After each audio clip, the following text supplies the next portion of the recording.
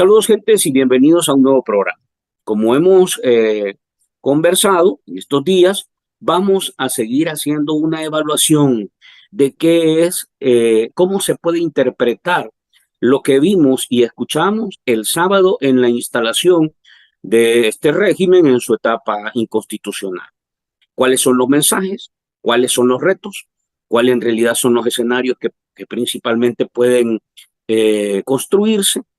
¿Y cuáles son en realidad las condiciones que uno puede leer para la población, para el país, para la gente y para los sectores que de alguna manera están preocupados con ese mensaje de medicina a marca? Ahora, para tratar de hacer una lectura desde el enfoque más económico, vamos a platicar con César Villalona, economista. César, agradecerte por estar con nosotros una vez más y por compartir el análisis yo creería que es un momento importante para el país. Abrazos y bienvenido. Gracias, Franklin. Un gusto estar contigo siempre. Saludo a la audiencia. Excelente. César, de entrada, el sábado, bueno, se cierra la etapa democrática en un ejercicio que ha sido altamente controversial, que es el periodo de Bukele, pero también da pie a un ciclo, digamos, marcado por la ilegalidad y por la inconstitucionalidad. El sábado, básicamente, se marca por el primer mensaje, que yo diría se arma de todo el conjunto, tanto de lo visual, del montaje, como del mensaje que transmitió Nayib Bukele. ¿Cuál sería para ti lo que lograste recoger de ese evento del sábado? ¿Qué recibes? ¿Qué es lo principal que destaca para ti? Bueno, lo primero es que en ese discurso Bukele dijo solo cuatro cosas. Hizo referencia a cuatro aspectos. El primero es exaltar los logros en seguridad.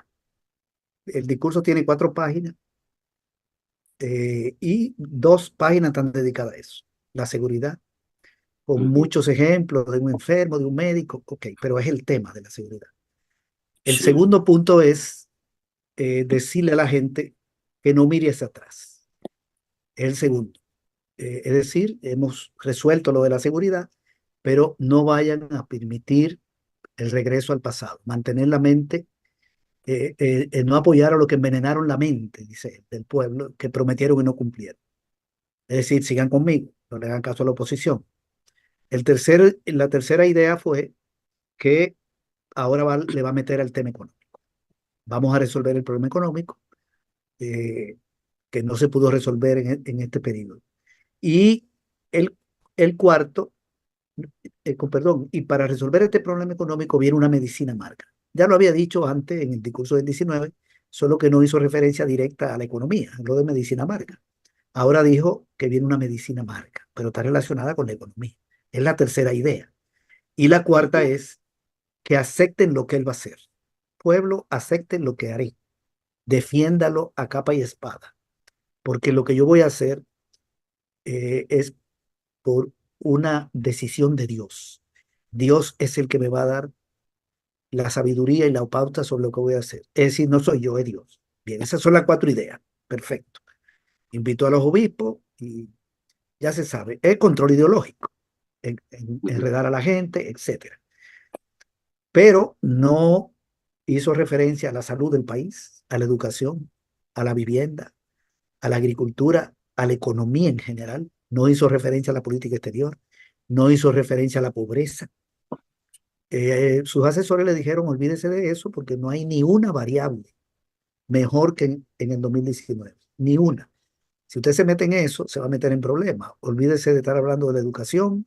Usted decidió no pagarle a la UES, le prometió sede, no la hizo, prometió reparar escuelas, no reparó ninguna. Todo eso es un fracaso. Entonces, céntrese en esto. Es un discurso muy simple, muy llano, entendible y manipulador. Ok, pero subyace para mí en el discurso un miedo. ¿Cuál es el miedo? El miedo a la reacción del pueblo ante la medicina amarga. Por eso apela a Dios. Tenía que apelar a Dios. Es decir, que lo que aquí va a ocurrir no es por obra de Bukele. Es decir, acepta el sufrimiento que viene, porque es un mandato divino, el que yo estoy cumpliendo. Eso eh, es una manipulación eh, casi de la época feudal. O sea, él está como, bueno, como él tenía una vestimenta también de ese tipo, casi como un zar, aquel monarca ruso. En la época feudal en Europa, el rey era un enviado de Dios, el jefe de Estado.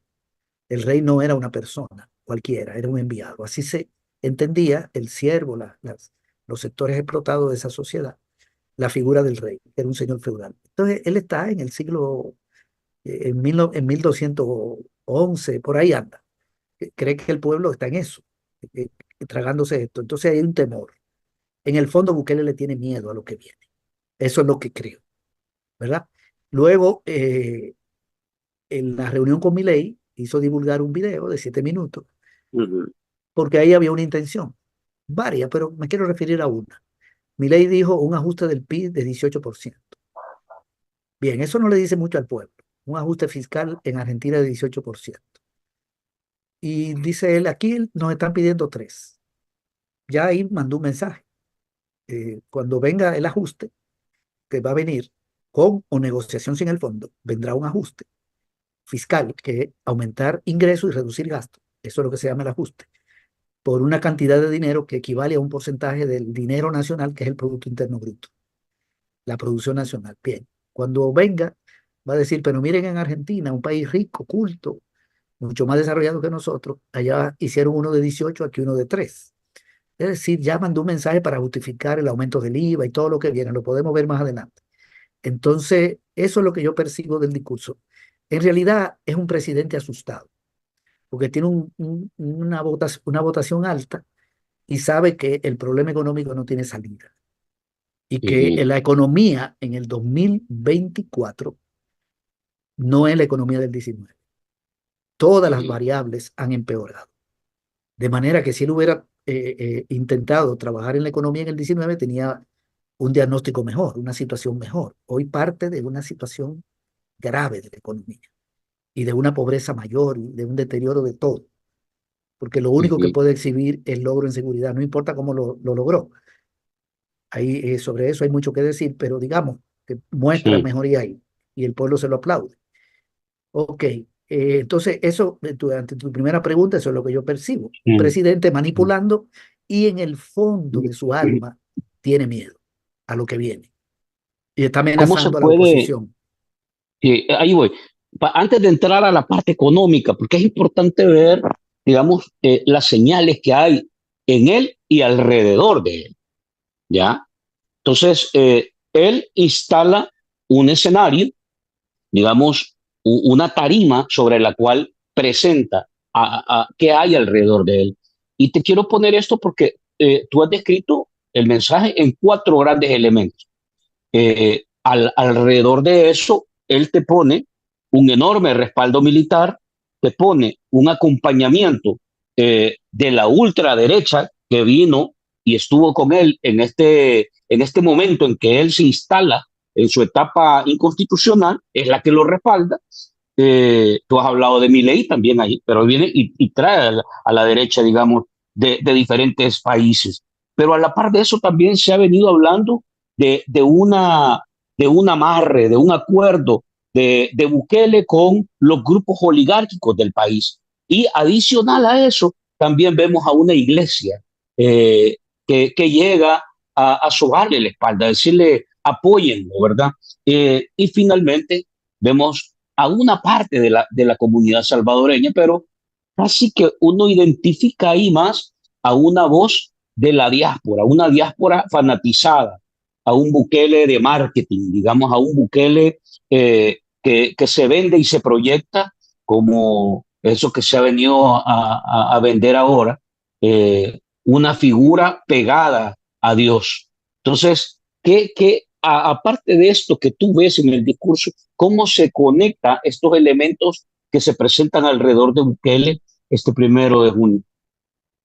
Sí, bueno, ese mensaje está acompañado de toda una simbología, ¿verdad? Para el control de la población. Incluso la presencia de una cantidad de obispos es importante. Otros no participaron para ratificar su relación con Dios, en este caso la Iglesia Católica. Pero el asunto es el siguiente, mira, Bukele tiene un poder grande, él como persona y su grupo, digamos, porque hay que verlo más como grupo, representa un grupo económico, los seres humanos pertenecen a conglomerados, representan a conglomerados. Él tiene un poder grande, ya se sabe, tiene el Ejecutivo, nombra a todos los ministros, los de las autónomas, tiene la Asamblea, total, completo. Esos diputados son de él, la mayoría. eh, Tiene el control de la mayoría de las alcaldías con sus aliados. Prácticamente hay una alcaldía, hay una de Arena. El resto son de Nuevas Ideas y todos sus aliados. Y no sabemos cómo va a ser Ujú, la de Arena. Y tiene control de la Fiscalía del órgano judicial, la Sala de lo Constitucional, la Procuraduría para la Defensa de los Derechos Humanos, todo. Perfecto. Tiene el apoyo militar y tiene el apoyo de sectores importantes de la iglesia, en este caso la católica, pero también de otras iglesias. Y ujú, el apoyo de los grupos oligárquicos más importantes. Él está respaldado. Todos los gremios empresariales, casi todos, no sé si todos, pero muchos, le sacaron comunicado de respaldo. Lo hizo la ASI, ujú, lo hizo la ANEP, etcétera. La oligarquía está con él, salvo alguno que otro oligarca que tiene contradicción y él lo ha sacado del país y lo ha ujú, chantajeado. Pero con él están estos grupos, apoyándolo para que él siga golpeando a la izquierda, siga persiguiendo dirigentes sociales, porque esa oligarquía le cae mal la izquierda y la fuerza progresista, por su naturaleza. Y Bukele le está haciendo ese trabajo a partir de una traición de él al FMLN, porque se metió ahí, hizo carrera política y luego ya sabemos en lo que terminó. Entonces, y tiene el apoyo de sectores de ultraderecha internacional. Pero hay un asunto. eh, Él sabe que lo que viene ahora en la cirugía económica va a generar descontento en gente que le sigue, incluyendo ujú, gente de sectores medios. Es inevitable. Y él no quiere que ese descontento se canalice hacia la oposición, que la gente se vaya a ser opositora. Por eso ataca siempre a la oposición y va a mantener ese discurso de ataque violento a la oposición y de persecución política. Todo esto va a continuar. Tratar de meter preso a ese funcionario del frente. Para eso tiene la fiscalía y tiene todo eso. Él no ah, puede abandonar esa política de confrontación con lo que él le dice el pasado. Bien, tiene la fuerza. Para ese sector puede entrar en un desengaño, le manda un mensaje desde ya, el miedo. El régimen de excepción lo van a prorrogar siempre y van a perseguir. Está la captura de los dirigentes sociales que hizo previamente a la toma de posesión. Hay amenaza, aquí hay represión, amenaza, eso sigue, está la fuerza. Y a otro sector, para que no se vaya a la oposición, no le ofrece la fuerza, le ofrece los elementos ideológicos, utiliza la ideología. Siga conmigo y es un mecanismo de control ideológico, porque se gobierna de dos formas, se gobierna a través de la fuerza y a través de la ideología, y él la aplica a las dos. La ideología es cuando Bukele, que representa un proyecto empresarial, logra el apoyo de campesinos que no tienen nada que ver con el proyecto empresarial, de pobres del campo, de trabajadores, de gente, para que él no trabaje, ujú, porque su proyecto no está en función de eso, sino de un grupo empresarial. Y esta gente engañada acepta sus ideas y sigue con él. Entonces se gobierna de esa manera. Es mejor gobernar así, no teniendo que matar gente, que meter preso. La ideología da mejor ujú, resultado, pero también está el poder, este es el poder espiritual y el otro es el brazo seglar, que lo tiene ahí, los dos. Y por eso muestra a la Fuerza Armada, por eso captura previo a su toma de posesión, por eso amenaza, por eso dice oposición rabiosa, etcétera. Es un discurso de odio y de confrontación. Pero tener que utilizar la fuerza es una expresión de debilidad. Y utilizar una ideología de la época feudal, amparada en Dios, es otra debilidad. Los mecanismos de control ideológico no están basados en eso. La religión siempre juega un papel si la utiliza en función de los grupos de poder en contra de los pueblos. Porque hay sectores religiosos que están en una lógica al revés, que están en función de los pobres. Pero me refiero, le puede dar resultado. Pero ujú, ese es un mecanismo demasiado ya añejo ya. Vestirse de casi rey y decir que él representa a Dios, eso es una expresión de un deterioro, de una desesperación. Yo no veo a Bukele fuerte.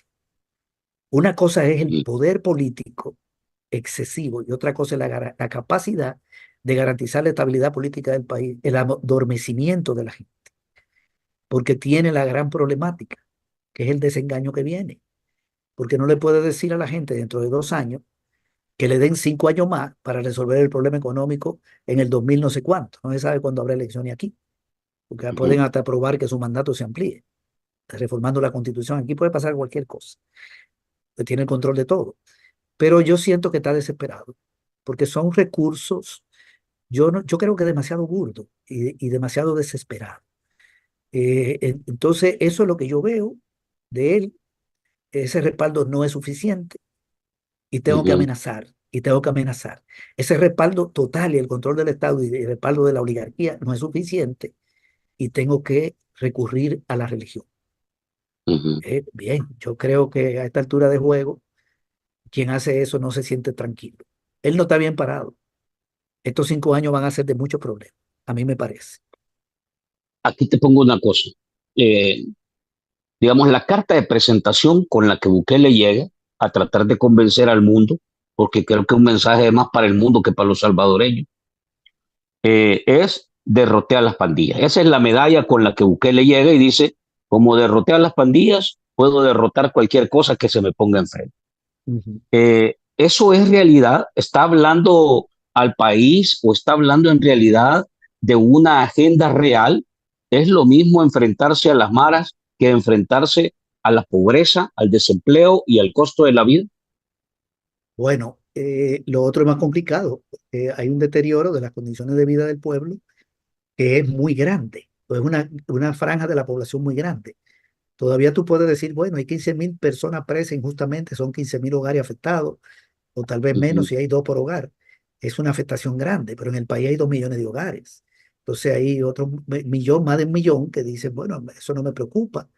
Yo no tengo ningún hijo preso, ninguna hija. Esa parte es menos complicada, creo yo. Pero ya cuando estás hablando de medidas que vienen que van a afectar a todo el mundo, menos a la fracción rica, porque subirle 3 puntos al IVA, suponiendo que lo haga, que yo creo que puede venir, ya estamos hablando de un golpe a 5 millones. No estamos hablando de 15.000 hogares. Eso lo va a uh pagar todo -huh, el mundo, sectores medios, etcétera. Entonces es más complicado enfrentarse a la pobreza, al deterioro, a tratar de resolver los problemas de las condiciones de vida de la mayoría en unas condiciones peores que las del 19. Pero además, que no lo puede hacer con medidas eh, que lo lleven a chocar con una minoría empresarial, porque hay salida. Si se enfrenta a la oligarquía y tiene éxito, puede conseguir recursos y trabajar para los pobres. Pero entonces ya no sería el presidente Bukele, sería Fidel Castro. O sea, por su naturaleza, él no podía hacer eso, porque él es un empresario, dueño de 12 grandes empresas, vinculado a la oligarquía, de manera que el programa que viene es contra la población, programa de ajuste. Entonces, esto es mucho más complicado. Además, en el caso de la pandilla, yo creo que hay unos arreglos. Según todos los indicios que hay, eso no es tan como lo pintan. Ni son uh tantos los -huh. presos, ni llama la atención que 80.000 pandilleros no tengan armas, de los 80.000, 77.000 no tengan armas, según un reporte de la PNC, solo 3.000 armas, que de los 80.000 que le dicen pandilleros y terroristas presos, 74.000, 64.000 no tengan celulares y que solo tengan $35 cada uno, que son lo que han decomisado, como 3 millones, y que se hayan dejado agarrar sin resistencia, solo con un policía muerto en Chalate que nadie sabe quién lo mató. Huele como a cuento. Ahí pueden haber arreglos. No ha sido tan difícil golpear a la pandilla. ¿Qué resistencia ha habido de la pandilla?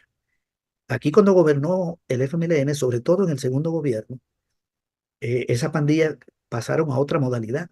Estaban atacando con M16 y con AK cuarteles, Sí. con M16 y con AK. Estaban matando policías muy frecuentemente. ¿Y dónde están esas AK y esas M16? Las han mostrado.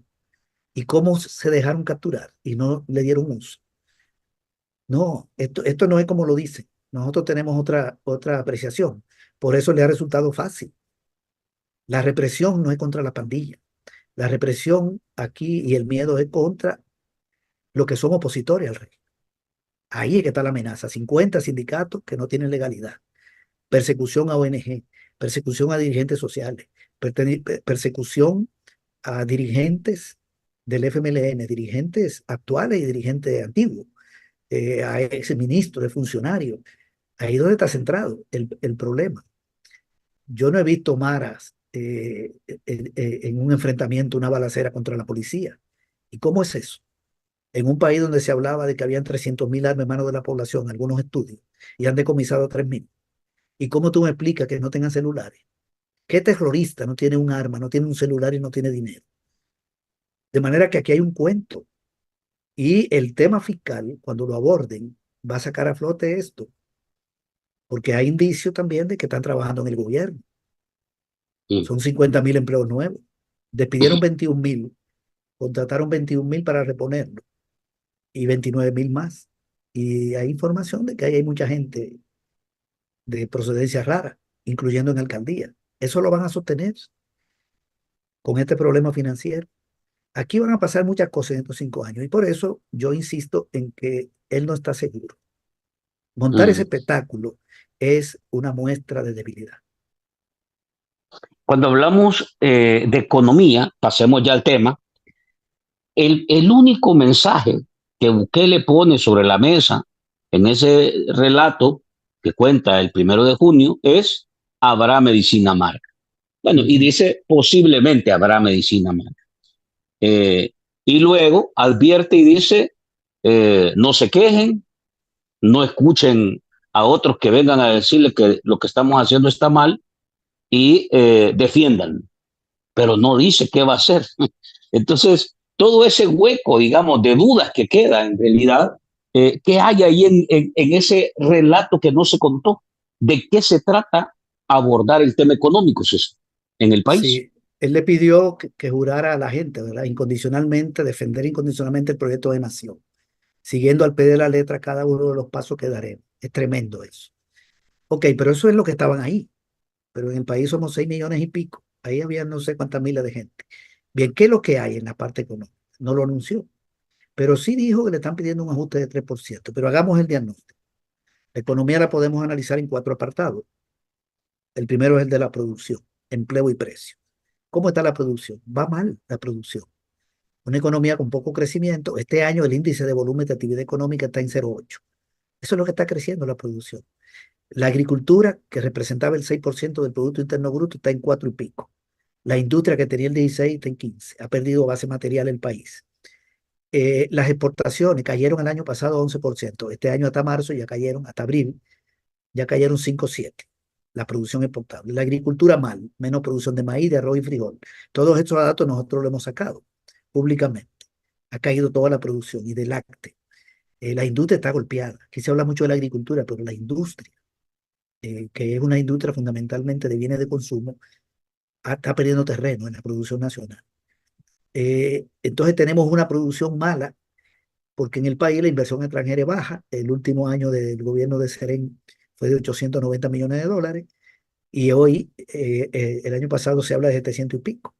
5 años después, menos inversión extranjera, cuando la economía es más grande, porque todos los años, aunque crezca poco, crece y es más grande que el año anterior. Entonces, salvo cuando hay una catástrofe como en el 20. Entonces, poca inversión extranjera, los oligarcas sacando el dinero para el exterior, porque aquí no hay un suficiente consumo. El medio circulante de marzo era menor que el de diciembre, la cantidad de dinero que circula, bajo la forma de dinero y billete o depósito retirable por cheque, o la gente que tiene tarjeta de débito, que la usa. Está disminuyendo porque los dólares que están entrando son menos que los que están saliendo. Tenemos una relación con el comercio exterior muy deficitaria. Entonces, hay una salida de inversión extranjera de los propios oligarcas y eh, tenemos un empleo el mismo. La tasa de desempleo abierto era 6, que no tenía ningún empleo. Cuando él llegó, ahora es 7. Ok, aumentó un poquito el desempleo, el que no tiene ningún empleo. Pero el subempleo, que estaba más o menos como en 53, 54, ya está en 55, que es el empleo, es más, es que es un subempleo, que es lo que le llaman empleo temporal, no permanente. Y la gente dice que el principal problema es el desempleo. Por algo lo dice. Si no hay crecimiento económico de la inversión, eso no se va a resolver. Ha habido empleo público, han contratado 21.000, 29.000, le pidieron 21, hay 29.000 más que cuando él llegó, por lo tanto contrataron 50, pero hay 29.000 más. ¿Seguirán contratando empleados públicos? El programa de ajuste que les recomienda el fondo le exige controlar el empleo, las compras públicas. Ya vamos a ver eso. Entonces, y los precios. Los gobiernos del enfrente le heredaron una inflación, la inflación del año 2019, 2018 fue de 0,8 y en el 19 fue 0. Yo estoy dando los datos del Banco Central. Ya tenemos inflación de 6, de 7, de 3 acumulada en los últimos 3 años, 16, 17. Este año va a llegar a 3. El costo de la vida en el área urbana es 30% más caro que el de... Yo tengo el dato de mayo del 19, porque ahí está la serie. Y tengo el dato de abril. ¿Por qué pongo mayo? Porque fue el último año que gobernó, el mes que gobernó Serén. Y el de abril de este año. Y el aumento de 30% de la canasta básica alimentaria, que multiplicada por 2 se llama costo de la vida. Y en el área rural anda en 25. Todo caro. Tenemos una situación de precio mayor. Los materiales de construcción están caros, las empresas están perdiendo competitividad porque le suben los precios y venden en el exterior con costo más alto y no pueden devaluar la moneda para darle más dinero porque no hay dolarización, no hay, perdón, moneda nacional. Tenemos un tipo de cambio anclado. Ese sector exportador está complicado en un escenario internacional malo. Bien, entonces los precios es otro problema, los insumos caros, todo eso. Encuentra una economía con menos dinamismo económico, caída de las exportaciones que no tenía en el 19 y alta inflación y un empleo que no crece. Ha crecido un poquito el desempleo, pero hay una gran emigración que si estuviera aquí fuera desempleada. Luego, cuando tú pasas a la otra área, el sector externo, bueno, la relación comercial con el mundo está peor porque las exportaciones, la brecha entre exportación e importación ha crecido muchísimo. Este año, por ejemplo, ya las importaciones crecieron 1,1 y las exportaciones cayeron 5,7. Es una brecha tremenda y las remesas han crecido 2,2. Por lo tanto, no cubren ese déficit. Vamos a tener otro año difícil de entrada de dólares. No viene inversión extranjera en cantidad suficiente. Y el endeudamiento externo para meterle dólares al país está complicado. Están recurriendo a los fondos de pensiones y de la banca. Y alguna deuda externa, que siempre hay, con el Banco de Fomento, perdón, la Corporación Andina de Fomento, el BESI, etcétera, pero no es suficiente. Y ya hay casi una crisis de deuda. Entonces, el sector externo está mal. Y las reservas en dólares que tenía el Banco Central, que eran 4.400 millones, hoy superan un poco los 3.000. Ha disminuido. Los dólares que tiene el Banco Central, que provienen de las reservas de liquidez, que es la que ellos forman como banco de los depósitos de los bancos, y que se utilizan para controlar el crédito, pero también financian importaciones. Se financiaban 6 meses de importación en el país si no entraba un dólar con esa reserva. Hoy se financian 2 meses. El indicador internacional son 3. Ahí tiene un sector externo complicado. Pasar al otro sector, el fiscal. El fiscal, bueno, esto tal vez sea lo más catastrófico. Es una finanza pública totalmente desequilibrada. El déficit de este año, 1.500 millones. Una deuda que estaba en 19.800 millones en diciembre del 19, y yo tengo el dato último aquí, 30.779, casi 31.000, 52%. Entre diciembre del 19, le estoy poniendo el dato de diciembre, como si él hubiera Ujú. heredado la deuda de diciembre, pero él gobernó de junio a diciembre. Pero se la estoy dejando al gobierno del frente porque se había aprobado el presupuesto. Y abril de este año son 4 años y 4 meses. Y ya aumentó en más de 10.000 millones y 52%. Una cosa impresionante. Yo nunca me imaginé cuando comenzó el gobierno de Bukele y teníamos una deuda de 19.000 y pico de millones que iba a llegar a 30 en 5 años. Porque está bien que llegara a 20.000, 21.000. El FMLN en los 8 años, en los 10 años, la deuda creció 8.000 millones. En 8 años. Y sobre todo por el pago de pensión, más de 5.000.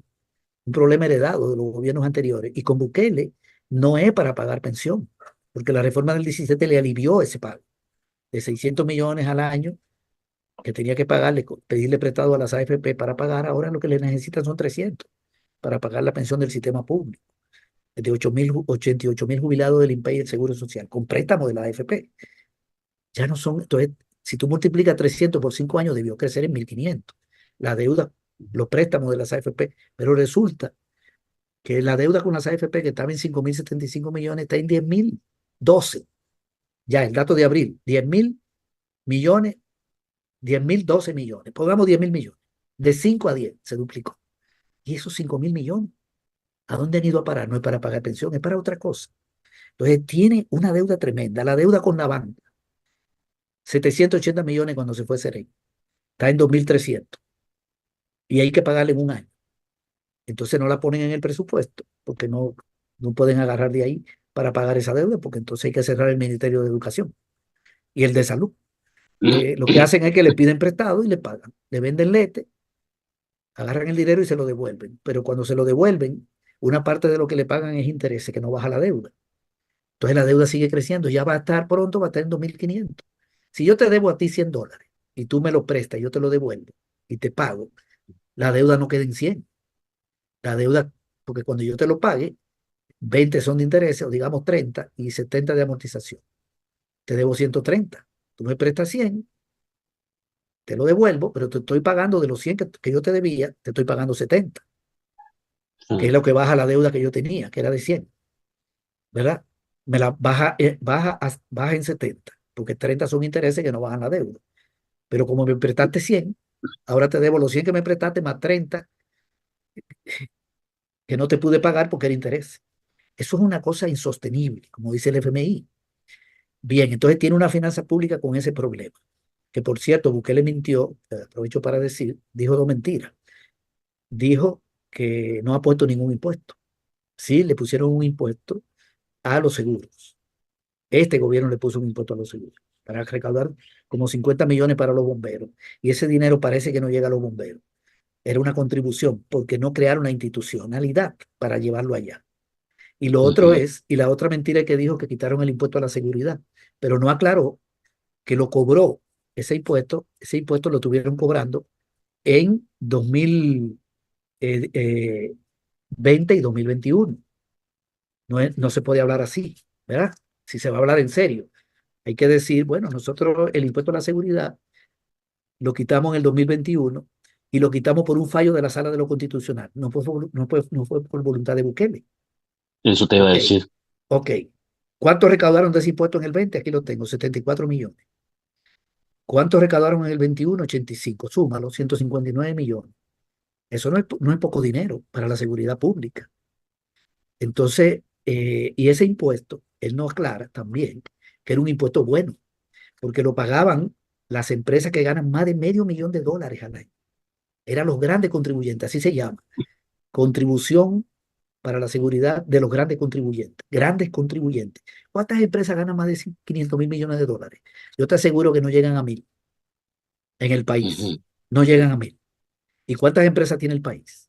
Entonces esto lo pagaba la oligarquía, el 5%. Un impuesto bueno que se puso en el gobierno de Serén, que se logró ahí respaldo de la oposición, de partidos de derecha, y se logró una correlación y se aprobó. Ok. Beneficia a la oligarquía su eliminación. Primero. Segundo, no se quitó por voluntad de Bukele. No puede decir lo quitamos, porque no lo quitó él. Y tercero, sí le dio casi 160 millones, que no es poco dinero. Lo que pasa es que siempre está manipulando. Es un problema que él tiene, que no puede dejar de manipular. Finalmente, yo decía producción, empleo y precio, el vínculo con el exterior, que se expresa en la balanza de pago y en la reserva, la finanza pública, y lo otro es la variable monetaria. ¿Cómo está la variable monetaria? La tasa de interés de los bancos está más alta, ya supera los 7%, préstamos que eran de 6. Incluso el Fondo Social de la Vivienda, que lo tenía en 5,75, ya está por encima de 6. Y sobre los depósitos, para que no se retire el ahorro, pero sobre los créditos, que es un costo. Y una deuda con la banca tan grave que ellos mismos tuvieron que decirle al gobierno, renegociemos eso. Páguemelo no me lo paguen un año, páguemelo más, para darle un alivio, pero no es que no la va a pagar y no es que no va a seguir creciendo. Y la otra variable monetaria, para referirme a la última, la del circulante que ya mencioné que ha caído. En ese contexto es que llega ahora el problema económico. Ajá, ¿cuál es el problema económico? que es insostenible el presupuesto nacional. ¿Qué presupuesto va a presentar en el 2025? ¿Lo va a presentar más alto que este año? Ajá. Este año son 8.000 y pico de millones. Le faltan 1.500. Vendió bono por 1.000. Ok, pero eso era para pagar una deuda que viene, que tiene que pagar en el 25 y en el 27. No le quita, no le baja la deuda, porque se endeudó y pagó Ujú, deuda. Pero ahora tiene que pagar intereses. 12%, 5 años. Multiplica 12% por $1.000, por 1.000 millones. Son 120 millones. Son 600. Y cuando llegue el año 5, paga los 1.000. O sea que es una negociación malísima, malísima. $1.000 millones y cuando vence el año 5 lo paga. Pero entre el año que lo recibe y el 5 paga 600 millones. Eso ujú, no tiene sentido. Y si no negocia con el fondo, esa tasa de interés que de 12 sube a 16. Son 160 millones por año. Es que yo no quisiera estar en los pies del ministro de Hacienda. Entonces, ujú. ahora quieren vender por otros 1.500. Pero ¿y cómo lo va a vender? ¿Lo colocará? ¿Y para qué es? Yo no creo que lo coloque.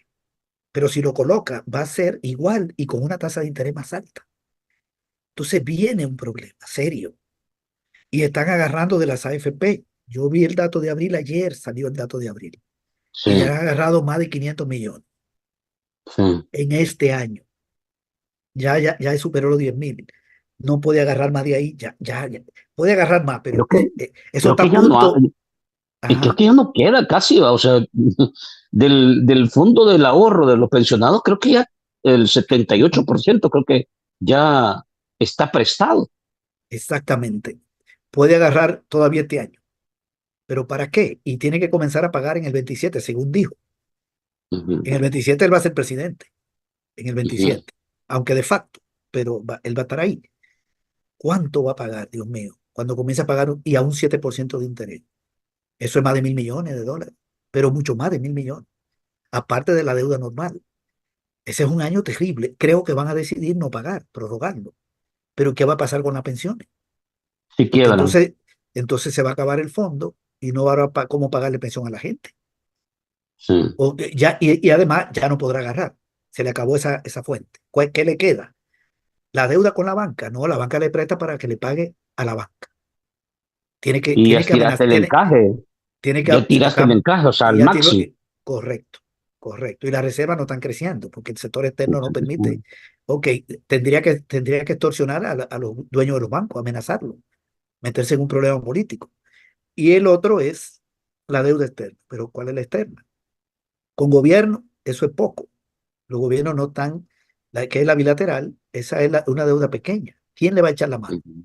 De préstamos. Aquí se habla de China, pero eso no es así. Los chinos no están regalando dinero y no pueden tener una política de privilegio a un país, porque eso le crea un problema Los, interno. los países que lo acompañaron y que vinieron a saludarlo en su investidura, pueden ser una salida. O sea, es que tenés que ver Bueno, de todas partes. Ecuador es un país que mejor ni hablamos de lo que está pasando ahí y a lo mejor ni sigue ese gobierno. Argentina está en un ajuste o un problema que el Fondo Monetario le va a prestar 40.000 millones y va a un ajuste fiscal y nadie sabe si Milei termina su mandato, porque ahí van a venir revueltas sociales. Está insolvente. Honduras no le va a resolver nada. Y vino por razones No. diplomáticas. Xiomara vino por razones diplomáticas. Costa Rica, ¿qué le va a resolver? Entonces, eso no tiene salida. La deuda bilateral no es salida. Queda la multilateral y la de bonos.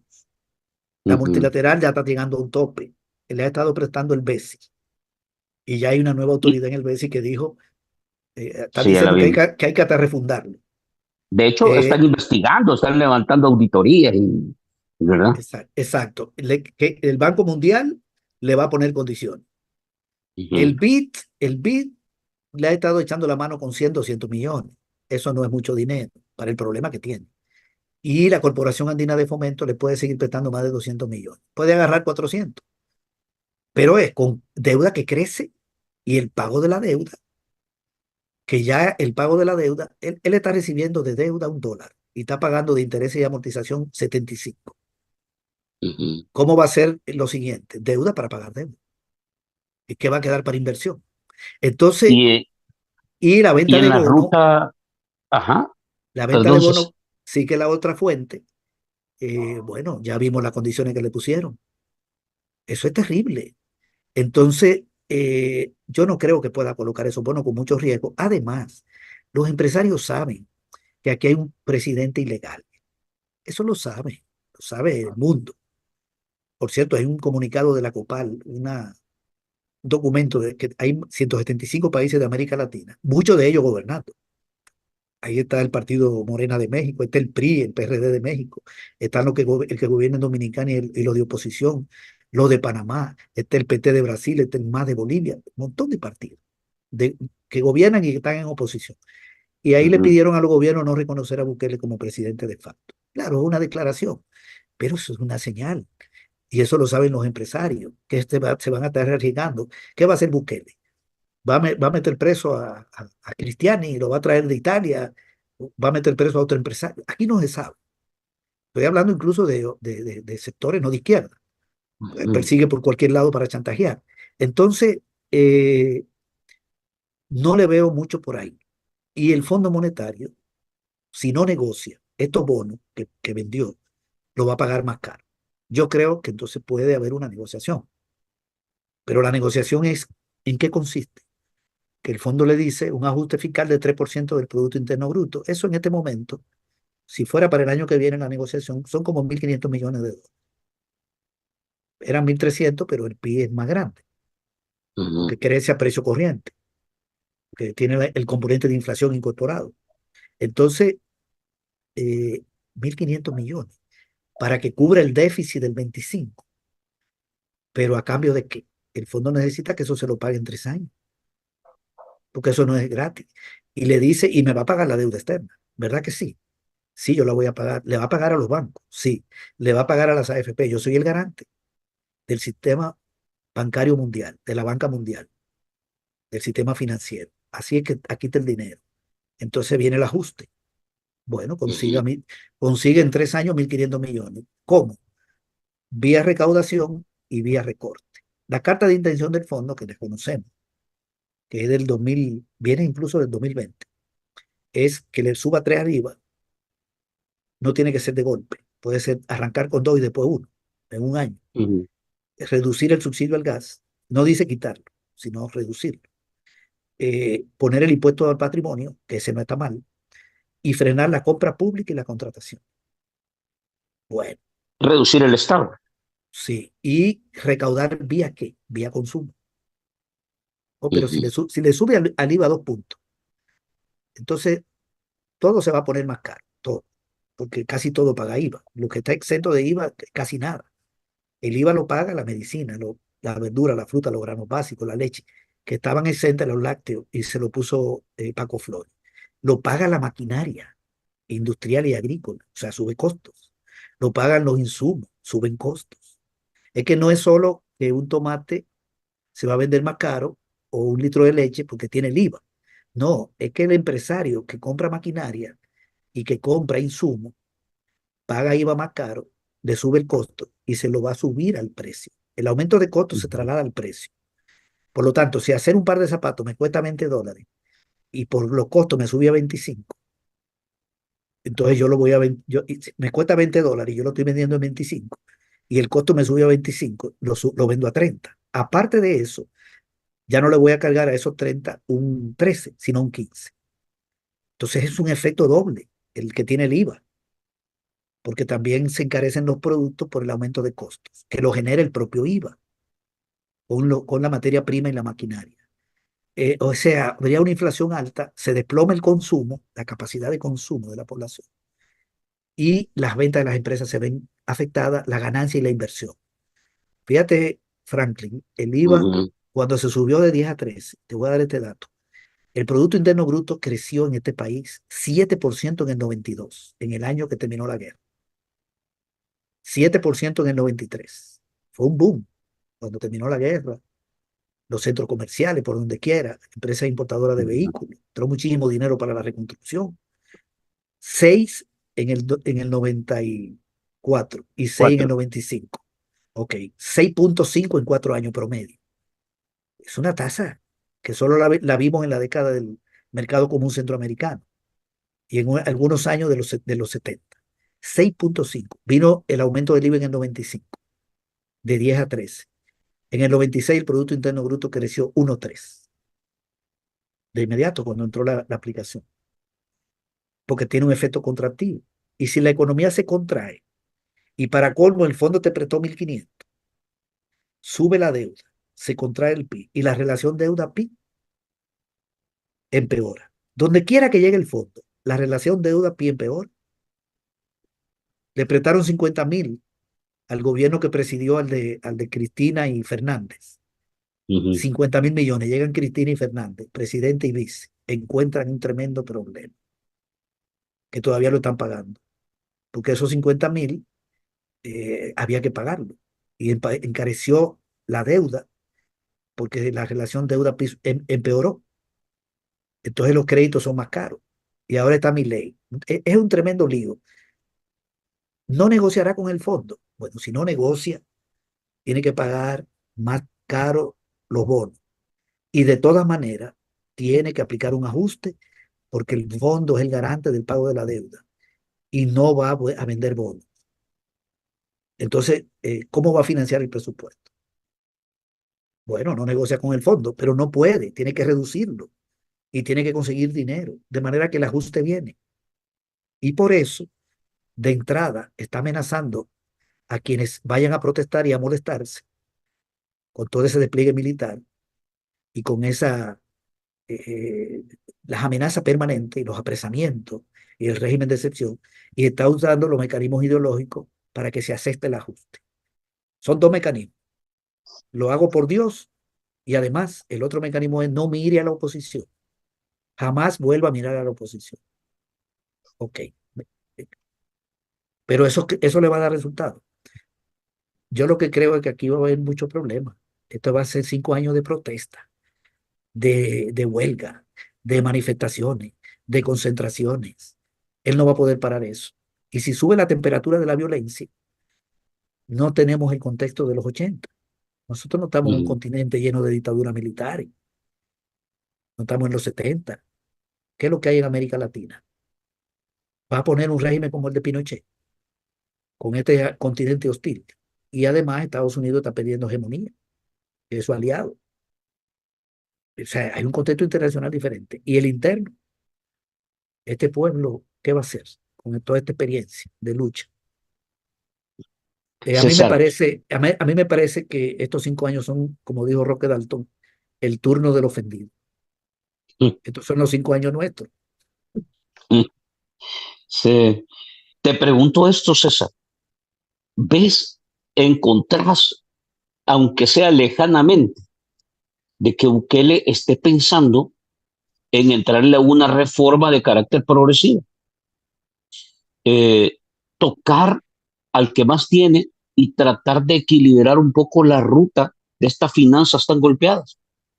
Bueno, yo no lo veo eh, por varias razones. Primero, la naturaleza del gobierno, porque la estructura tributaria es una expresión de la estructura de clase de un país, de la estructura de clase. Eh, ¿Quiénes no pagan? ¿Quiénes son los que más pagan? No pagan los que más tienen. ¿Quién domina el país y la economía? Los grupos empresariales. Los partidos son expresiones de eso. Bukele es un representante de eso. Nuevas Ideas es un partido de la derecha empresarial. También lo es Gana, también lo es Arena, también lo es, aunque Arena tenga alguna contradicción. También el PCN y el PDC no son partidos de izquierda. Entonces, por su naturaleza, ¿cómo se va a meter él a decirle a los que tienen que paguen más? Porque progresivo significa aumentar el impuesto sobre la renta, es poner impuestos directos a los que más tienen. ¿Cuáles son los impuestos directos? Hay dos tipos de impuestos, el directo y el indirecto. El indirecto es el que grava el consumo, que si tú lo subes, suben los precios. Por ejemplo, el IVA. Si subes el IVA, se traslada al precio. Ujú. Porque lo cobra el empresario y lo traslada al precio y se lo entrega a Hacienda. Ok. También es indirecto la contribución para el fobial, los 5 que tiene la gasolina. La gasolina tiene el IVA, pero también los aranceles, los impuestos de importación. También el fobial, el FEF, el otro. También los del FOSALUD, que son impuestos selectivos. Son contribuciones, pero van selectivas a las armas, la bebida y los cigarrillos. Ok, esos son los indirectos. Por cierto, cuando llegó el gobierno del frente, esos indirectos, que son los malos, le daban al gobierno el 66% del dinero. Y cuando se fue el frente le daban el 60%. Poco se habla de esto, poco se habla, o sea que mejoró la progresividad aquí, porque daban el Ujú, 66% y el otro 34%, ¿qué era? La renta empresarial, que era el único que había, porque Cristiani quitó el impuesto al patrimonio, que es un impuesto directo. Entonces, ¿cuál quedaba? La renta empresarial. Le daba de cada $100, 36, ahora da 40 cuando llegó el frente. ¿Por qué? sí, Porque se puso el 5% a la que gana más de 500.000. ¿Y ujú, por qué? Y porque en el gobierno de Funes, del FMLN, se aumentó el impuesto sobre la renta de 25 a 30 para las empresas que ganan más de $150.000, que son ujú, pocas, son pocas. Las que ganan de 150.000 para abajo son la minoría. Es decir, una empresa que se gana 1.000.000 pagaba 25. Ahora una empresa que se gana 1.000.000, que es de un oligarca, tiene que pagar 25 por los primeros 150.000 y 30 por el excedente, que son 850.000. Eso mejoró la progresividad y eso costó que se aprobara. Y me acuerdo que iba el impuesto al patrimonio y a la propiedad de lo que tiene un rancho en la playa, casa de más de $350.000, lo bloqueó Arena y lo bloqueó Gana, y ahí no se metieron. Pero aumentó un poco la progresividad con la poca correlación. Entonces, Bukele va a subir eso. Eso lo heredó Bukele, esa estructura. Ahora le quitó el de la seguridad a los grandes, no ujú. él, sino la sala, digamos. Pero ahora se fue ese. Progresivo es, entonces, impuesto directo a las altas rentas, a los que tienen salario más alto. Los ingresos se dividen en deciles, los que tienen el decil más bajo hasta el más alto. Los últimos 3 deciles tienen la mayor parte del dinero. Va a golpear ahí, entonces se va a meter con él mismo. Él es parte de ese grupo empresarial. Él Digo es un esto, César, empresario. porque, Ajá. digo esto, César, porque, vamos a ver, a diferencia de el ciclo, si quieres, de Arena, 4 gobiernos de Arena, el ciclo del frente, 2 gobiernos del frente, ninguno de los gobiernos tuvo el poder y la capacidad de decisión que tiene ahora Nuevas Ideas. O sea, Nuevas Ideas tiene apenas 3 diputados de oposición ahí, que por lo menos, digamos, no están votando eh, obedientemente a las disposiciones de Nayib Bukele. El resto, básicamente, tiene control absoluto, tanto así que están ya a puerta abierta para reformar la Constitución. Entonces, si tienes ese poder legislativo, ¿por qué no entras en realidad a trabajar una reforma fiscal que dé un enfoque y una ruta nueva a la administración financiera de un país? Anteriormente se puede hablar porque, digamos, no tuviste la correlación, no tuviste los votos legislativos, la oposición se puso aquí, se puso allá, pero hoy no hay oposición. ¿Qué evita que Bukele pueda entrar en ese enfoque y en ese trabajo? Vamos a ver, esto Eh, tiene que ver ¿qué, con la...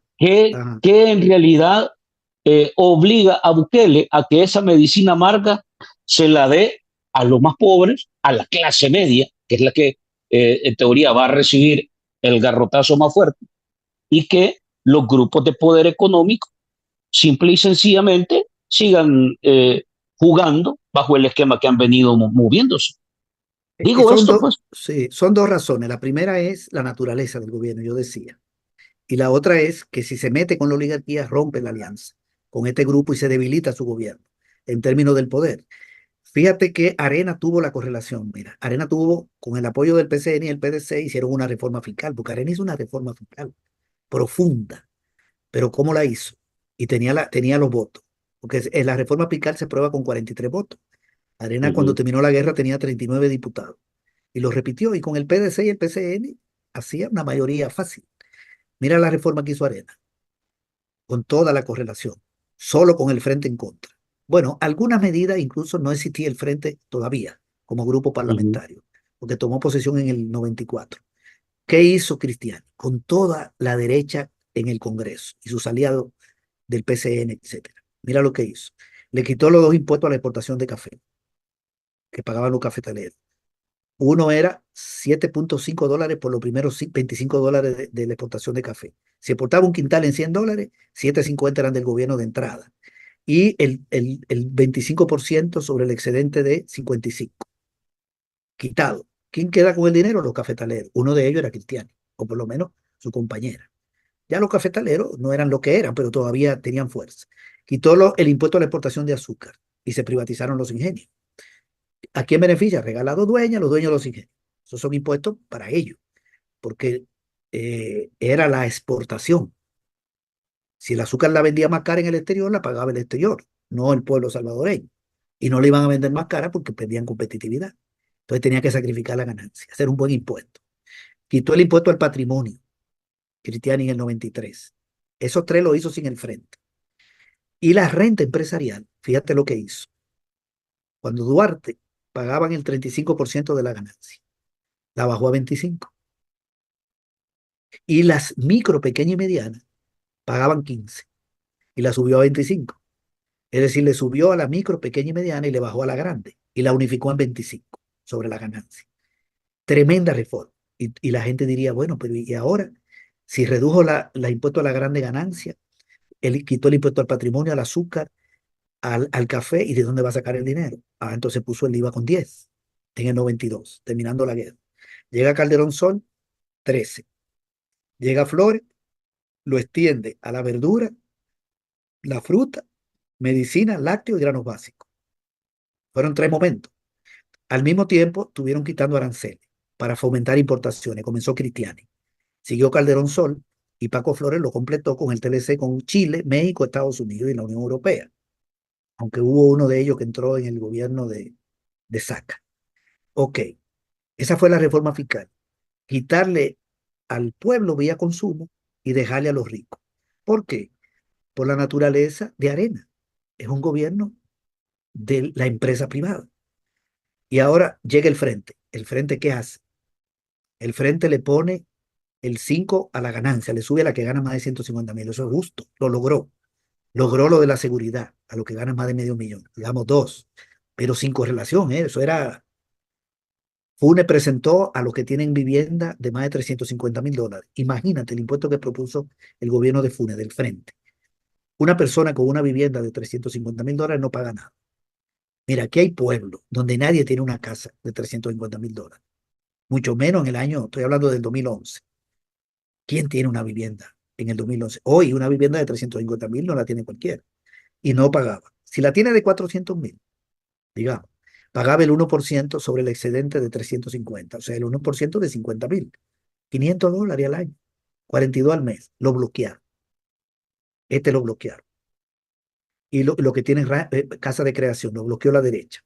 Era bueno, porque es a la propiedad, a la vivienda Ujú, cara, una vivienda de 1 millón, ¿verdad? Son millonarios, que tiene una vivienda de más de medio millón de dólares, vive bien. ujú, Entonces, eh, parado ese, iba bueno. Se aprobó a las ventas de las empresas que declaran pérdida más de 3 años y no cierran. Claro, claro, declarando que ganaba $500 y, ujú, y declarando pérdida, porque ponía aquí los costos que tiene en otro país, engañaban al Estado, la debilidad de la administración tributaria. Lo pone, ¿qué hace la sala? Se lo lleva. Ese era bueno, se lo lleva a la sala. Pone Serén el mismo para los activos, se lo lleva a la sala. Logrando correlación con Gana, con el PCN en ese ujú, momento. Hay una correlación precaria para llegar a 43. El Frente llegó a tener 35 diputados y después 31. Y rascando llegaba ahí. Era, te da una idea de la naturaleza de ese gobierno, una naturaleza ujú, buena. Quitarle a la renta, eh, intentar quitándole a la gran propiedad, intentar quitarle a los evasores, y esa te la bloqueó la sala. La reforma al Código Tributario para divulgar la lista de lo que le deben al gobierno, por lo menos para que le dé vergüenza, porque no ujú, era cobrarle, se lo llevó la sala. Eso se aprobó en el gobierno de Serena. La publicamos, nos dimos gusto viendo todo lo que debían los oligarcas y no pagaban, sí, pero no se pudo cobrar. La bloqueó la sala. todas las medidas eran positivas, todas. Y se aprobó también solo hay uno cuestionable, el de la telefonía para la seguridad, ya no a los grandes Mm, contribuyentes.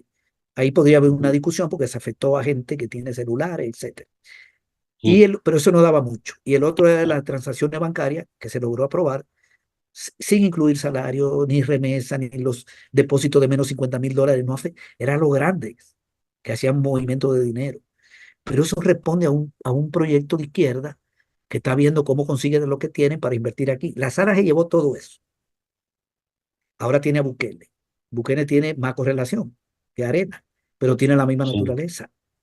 Tiene la misma naturaleza. Por lo tanto, no va por el dinero de los ricos, porque ellos sí. son parte de ese clan, son parte de ese mundo y lo que los ¿Qué, rodea. Y lo qué otro implica es entonces? que pone en riesgo su alianza con la oligarquía. Pone en Ah, va. riesgo ¿Qué también. implica entonces? ¿Qué implica entonces esa eh, cuando escuchamos medicina amarga? Si no va para el grupo económico que tiene el poder adquisitivo. Bueno, los últimos informes te hablan de 160 personas, familias, dice, 160 familias que manejan arriba del 80% del Producto Interno, de la producción, de lo que produce el país. Si no le vamos a tocar a esos, entonces, ¿qué implica? Si podemos un poco poner el escenario para que la gente, porque está claro que quien lo va a recibir es el que no tiene, el que tiene poquito y el que medio tiene. Ese es el que va a recibir la medicina amarga. ¿Qué implica entonces medicina amarga? ¿De qué hablamos? ¿Cómo va a afectar de manera directa y real a la gente? Yo creo que un primer punto es tratar de conseguir dinero por la vía impositiva. Esto es una parte. También está el lado del gasto, pero por la vía impositiva. ¿Qué impuesto puede mover Bukele? Podría mover el IVA, el aumento del IVA. Yo creo que eso es Uh -huh. una posibilidad. Que le suban 2 puntos, eso le da una recaudación, solo 2 puntos le da como 600 millones. No es cualquier dinero. Al año. Eh, Al año. Si lo pone y arranca en enero, la recaudación del IVA podría andar por ahí 500 y pico, 600 millones. Uh -huh. Eh, Esa es una posibilidad. La otra es a los impuestos selectivos, bebida, gaseosa, etcétera. Siempre se entiende que ese es un mal consumo, ¿verdad? Bebida, ¿no? Pero eso lo consume el pueblo, es el consumo. Yo no voy a defender, o Uh sea, no -huh. me voy a oponer un impuesto al whisky, está bien, ni al Sí. ron, ni al Los ron, cigarros. los cigarros, pero hay que tener en cuenta que eso es al consumo, Ujú, eso es al consumo. Bien, y el pueblo consume eso, consume cerveza, consume los sectores medios. Y eso no es un lujo. Una persona se tome una cerveza, no es un lujo. Bien, el whisky tal vez sí, el whisky podría, ojalá que pueda ir por ahí. También podría tocar eso por el lado impositivo para conseguir dinero. Podría, por el lado del gasto, yo creo que podrían tocar un poco el subsidio al gas, una reducción, porque es el más ujú, grande. De hecho, el ujú. subsidio al transporte lo quitaron. No lo están entregando a los transportistas, pero no Sí. permiten que suban la tarifa porque lo están Llevan más de un asfixiando. año ya. Sí, lo Llevan están más de un año ya. asfixiando y a lo mejor se Ujú, quiere meter en ese negocio, esta familia. No sabemos, vamos a ver. El subsidio. Puede venir recorte de empleo público, podría venir recorte de empleo público, o por lo menos congelamiento de plaza y congelamiento de la compra pública, no comprar más. Es decir, la compra de los próximos años la misma, 3 años. Bueno, eso afecta a la empresa privada, porque el Estado le compra a la empresa privada y le debe a los proveedores. Con ese programa, ellos pueden solventar el déficit fiscal, pero no es para aumentar el presupuesto e invertir más en salud y en educación, es para romper la brecha y garantizar el ujú. pago de la deuda. Y también hay un elemento que yo no quiero dejar de lado, que aquí está pendiente la posibilidad de privatizaciones. Sí. Nosotros no sabemos si en este segundo gobierno, de facto, hay que ponerle ese apellido, eh, se le ocurre vender empresas públicas, porque eso también es un ingreso fiscal, se llama ingreso de capital. Ingreso de capital. Si venden una empresa energética en $800 millones, eso va al fisco. Ujú, Pero cuando eso se gaste, ya no existen los 800 millones. Es como que una ujú. persona vende su refrigeradora, tiene un Sí, dinero, pero cuando se acabó, ya se acabó. Se acabó el dinero y la refrigeradora, porque se deshizo de sí. un activo. Yo no creo que puedan vender esas empresas en ese dinero, pero digamos, son mecanismos también Son de, opciones. son opciones y habría que ver qué pueden Ujú, privatizar. Aquí la ANEP quería que el Estado privatizara todo. Hay una propuesta y la ANEP lo está felicitando y esto lo va a apoyar la oligarquía. Esto que te estoy diciendo, las privatizaciones. La oligarquía, si Arena hubiera seguido aquí, se hubiera llevado, estaba la propuesta, la lista de la ANEP que era pública, que la sacó Fusade, se iba a la Lotería Nacional, la Imprenta Nacional, la Radio Nacional, el Zoológico, ujú, los centros recreativos, hasta Ichamichen se puede vender y convertirse en un centro turístico y conseguir unos ujú, millones para el Estado y que se lo gasten y cae en mano privada.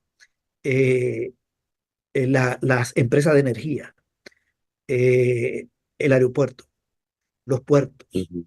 está la CIGET. El Estado tiene todavía empresas Sí, tiene. y incluso le quedan dos bancos, el Banco de Fomento y también tiene el hipotecario, que es medio mixto, parece.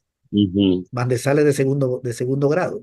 También sí, se podría privatizar. Bandesal es más complicado por su naturaleza. ¿Qué más tiene el Estado? Tiene la Universidad de El Salvador, tiene ujú. hospitales, tiene escuelas, tiene puertos. eh, en fin, aquí puede venir un programa de privatización para conseguir dinero por esa vía, para ver si sobreviven 5 años. Pero ¿a qué conduce Ok. eso? A la concentración de la riqueza, al Sí. desempleo. Mejor ni hablemos de eso, porque entonces, Te quiero preguntar, César, para ir cerrando, en realidad hay una gran cantidad de temas que me quedan, creo que si tenés chance la otra semana, hacemos una segunda, pero quiero cerrar aquí con esto. A partir de todo lo que hemos dicho, eh, ¿qué va a sentir la gente? Digamos, el trabajador, el que tiene un taller mecánico, el que tiene un comedor, el que tiene un puesto en el mercado, ya no digamos el informal, el empleado. ¿Qué es lo que va a pasar y cuáles son las señales que debería de ver si Bukele viene y le dice, hoy me voy a curar el otro problema que tenés, pero va a haber medicina amarga? Pero en realidad, ¿cuáles deberían de ser dos o tres señales? Porque sabemos cómo funciona Bukele. O sea, Bukele no te resuelve el problema, pero te pinta que resuelve el problema. Entonces, ¿cómo puede venir y mantener, digamos, contenta a la gente sin resolver el problema? ¿Qué es lo que pudiéramos ver en esa línea, digamos, de la gente económica? Más de la sí, mira, familia, pues de este pobre que te estoy diciendo, ese que de alguna manera ve y escucha, Dios me dijo, y dice, ah, qué bien, o que dice, estoy pensando en vos y en tus problemas, pero no le ha resuelto absolutamente nada y le pone un parque y lo tiene ahí feliz en el parque, pero no resuelve su problema. sí, mira, a propósito, la medicina amarga se le ofreció al pueblo. Y lo que, Ujú. y a lo que, y a lo que le pidió que lo apoyaran no eran los oligarcas, los que estaban ahí, que él estaba como, no sé cuál era el episodio que había ahí, como la gente estaba hablando. Él decía, jura, como Él haciéndolo que juramentó a la gente. juramentó a la gente, juramentó a la gente, juramentó a gente sencilla, gente del pueblo, ¿verdad? Y sectores medios. Y le dijo, para ustedes la medicina amarga. No dijo, es para la oligarquía. Por lo tanto, ahí está claro lo que viene, que es una medida fiscal que van a afectar el consumo de la población porque van impuestos al consumo y recorte de subsidios. Porque si hubiera sido para la oligarquía, se hubiera reunido con ellos y le dice, viene una medicina amarga para ustedes, ¿verdad? Para ese sector nunca hay medicina amarga, porque por más que problemas que puedan tener, siempre serán multimillonarios. Pero bueno, está claro que para abajo, que viene la medicina amarga para el pueblo. Ahora, ¿qué es lo que va a pasar? La gente va a sentir las cosas más caras, los alimentos más caros, los servicios más caros. Eso lo va a sentir la gente. Lo que tienen los pequeños negocios, además de que van a comer más caro, cuando lleguen a su casa y te tienen que comprar para su casa, pero tienen un negocito, van a sentir que le bajan las ventas. Eso lo van a sentir, que le suben los costos y que le bajan las ventas. Y van a quebrar negocios. Si sube 2 puntos al IVA, viene una quiebra de negocio, porque la capacidad de consumo del pueblo se reduce. Ya hay Ujú. datos incluso de que estudiantes que no comen una vez a la semana. O sea, sí. ahí está toda esa problemática.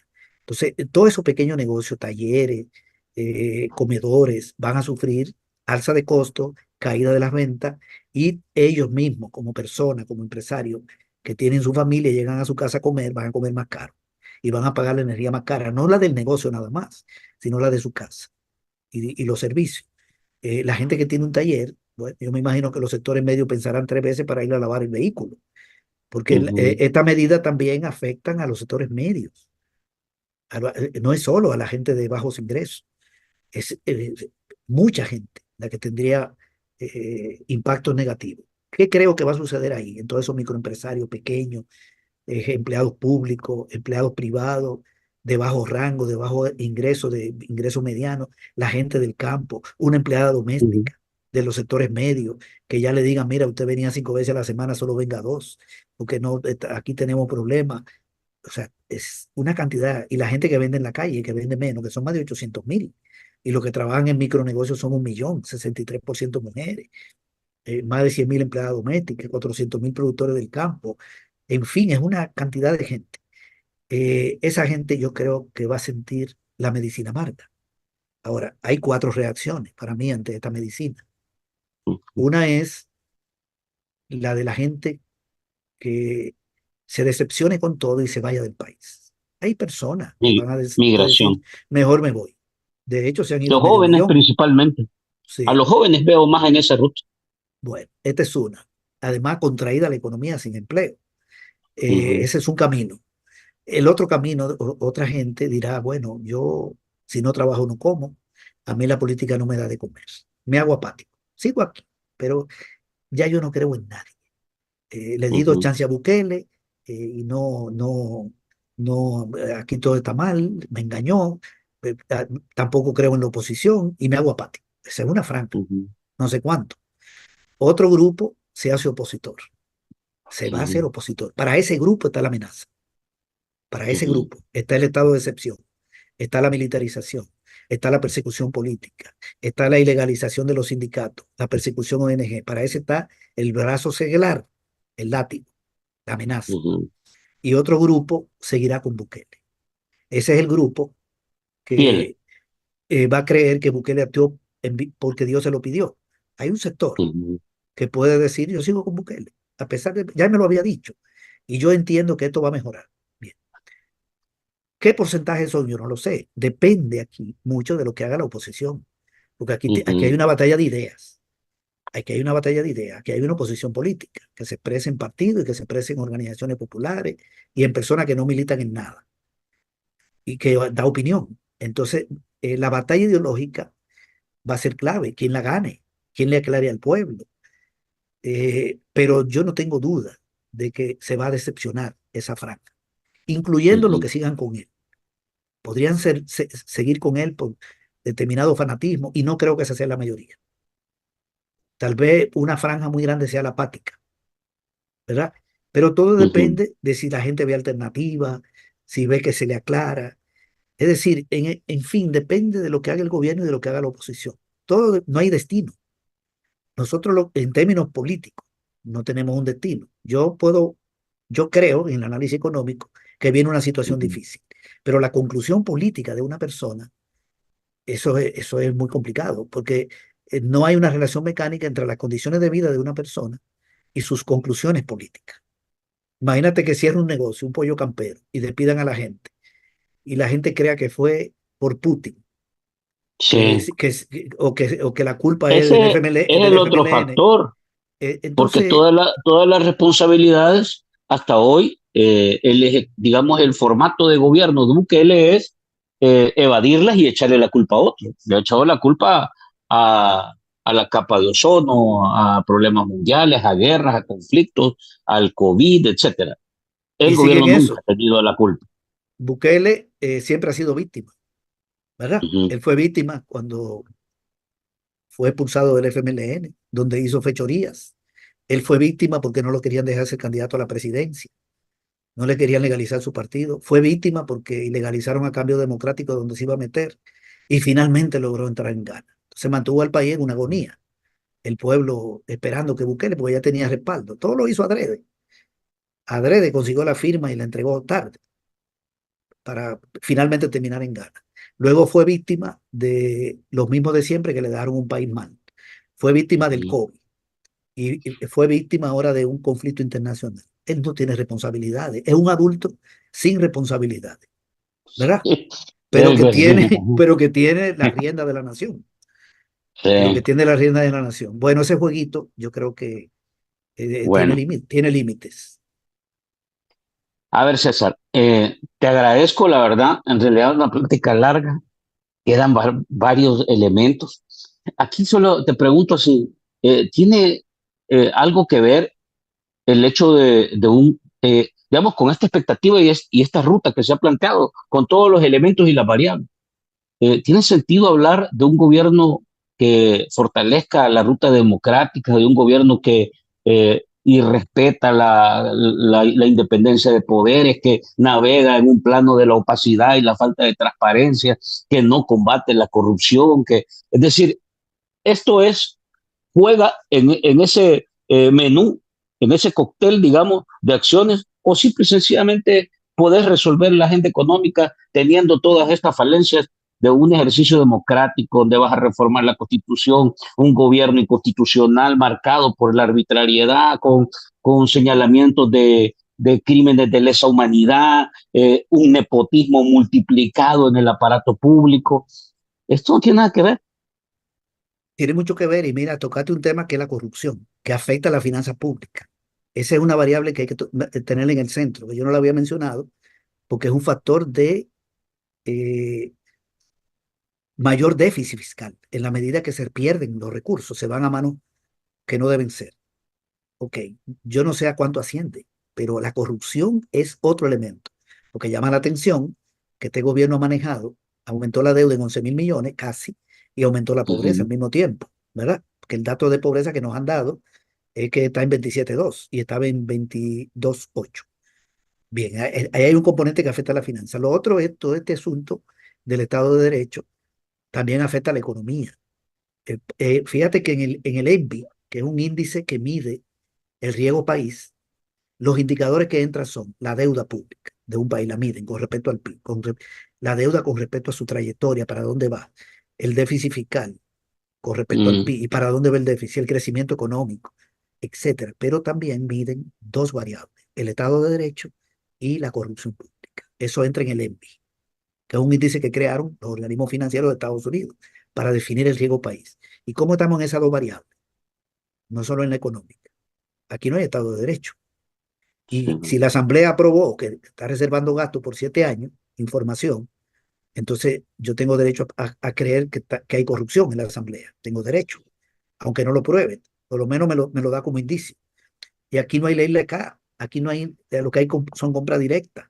Entonces Sí. los indicios de corrupción son enormes, pero Bukele no puede resolver eso, porque el clan empresarial que está gobernando, que quiere ser oligarca, tiene dentro de los mecanismos de acumulación ese mecanismo, aparte de las Ujú. privatizaciones, de los incentivos fiscales, la compra pública.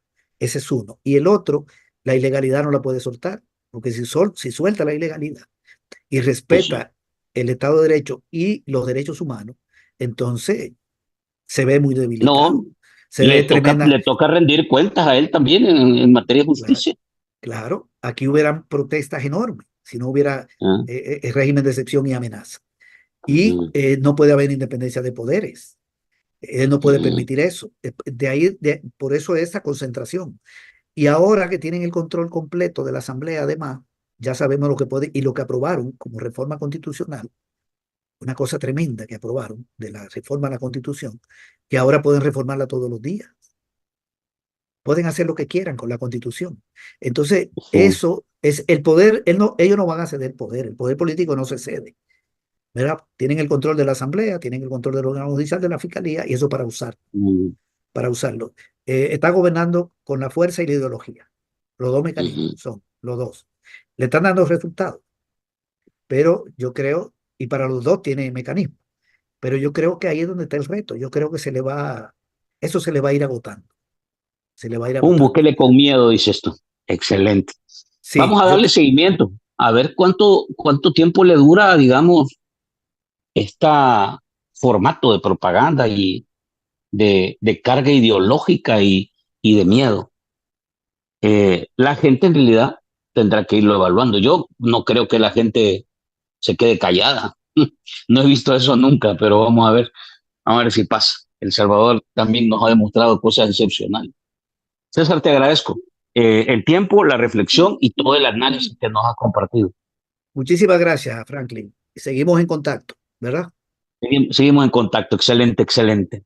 A ustedes, gentes, gracias por haber estado con nosotros.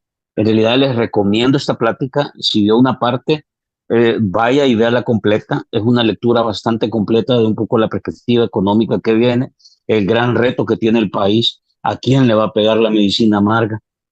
Y bueno, yo creo que hay todavía mucho que analizar, lastimosamente, y como siempre lo hemos tenido, el gobierno no da información, oculta todo, uno tiene que estar tratando de buscar elementos.